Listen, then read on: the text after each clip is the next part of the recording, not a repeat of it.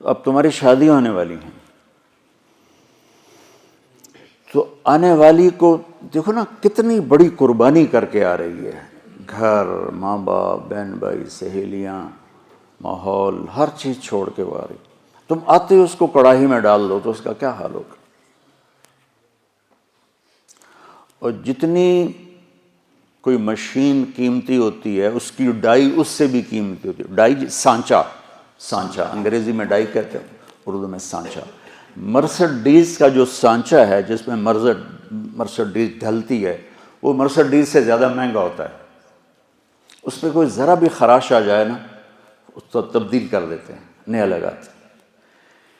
یہ جو 2-3 سال ایک ہی ماڈل چلتا ہے کہ نیا ماڈل لانے کے لیے کروڑوں ڈالر پھر خرچ کرنے پڑتے ہیں کہ نئی ڈائی بنانی ہوتی ہے، نیا سانچہ بنانا ہوتا ہے. اس لیے 3 سال ایک ہی ماڈل چلتا ہے.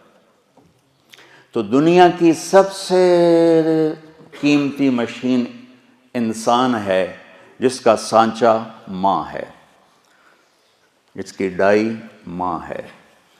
مرسڈیز کے سانچے پر خراش پڑے تو بدل دیتے ہیں، اور ماں بن گئی ہے بچی اور اس کے پیٹ میں بچہ ہے.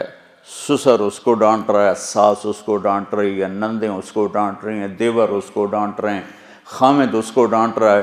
تو ڈائی اندر میں تو پرزے ہو گئی نا.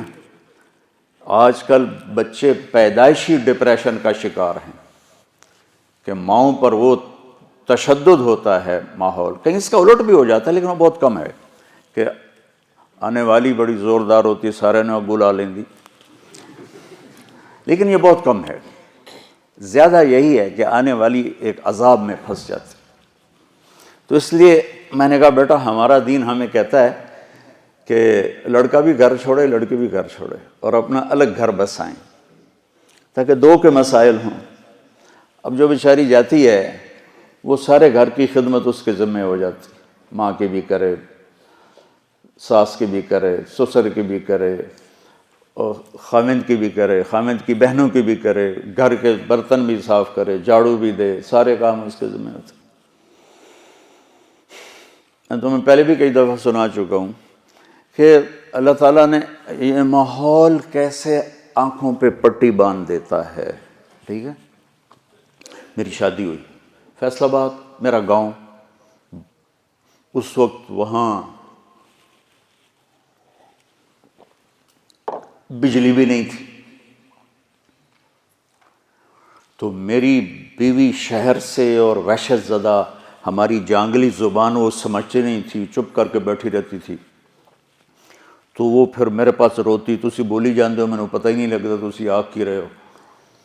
ایسی کیفیت. اور اللہ نے آنکھ کھولی تو نوکر، کھانے والے الگ، پکانے والے، کھلانے والے الگ، پکانے والے الگ، سودا لانے والے الگ، حقہ بنانے والے الگ. حقے کا ایک مستقل نوکر ہوتا تھا جس کا کام تھا صبح حقہ تیار کر کے رکھنا اور پھر عصر کے بعد دوبارہ حقہ تازہ کر کے رکھنا. اس وقت حقے پر پوری مجلس لگا کرتی تھی. تو میں نے اپنی ماں کو کبھی نہیں دیکھا کہ میری ماں کو اچھا پکانا بھی نہیں آتا تھا اور روٹی گول نہیں بنا سکتی تھی چونکہ سارا کام تو نوکرانیاں کرتی تھیں. تو میری ماں کو کوکنگ نہیں آتی تھی اور نہ ہی کوئی روٹی پکانی آتی تھی. بطور عورت تھوڑا بہت وہ جانتی تھی لیکن چونکہ کام کرنے والیاں ہوتی تھیں تو ان کو بھی ضرورت نہیں پڑی. اب اس ماحول میں جرگا، پوری مجلس شورا بیٹھی ہے، پوری فیملی کی عورتیں اکٹھی ہیں اور گفتگو کیا ہو رہی ہے؟ تیری ماں تا چولہے تے سڑدی پئی ہوندی ہے تے بیگم تیری ٹھک تے پیڑے تے بیٹھی ہوندی، ٹھک تے منجی تے بیٹھی ہوندی. اور میں ہنس پڑا.